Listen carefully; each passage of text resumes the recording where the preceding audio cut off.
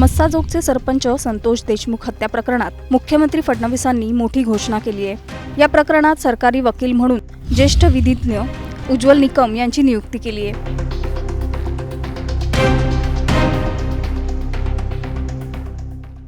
तर ॲडव्होकेट बाळासाहेब कोल्हे यांची सहाय्यक विशेष सरकारी वकील म्हणून नियुक्ती करण्यात आली आहे। देवेंद्र फडणवीसांनी उज्ज्वल निकम यांच्या नियुक्तीच्या आदेशाची प्रत सोशल मीडियावर शेअर करत याबाबत माहिती दिली आहे।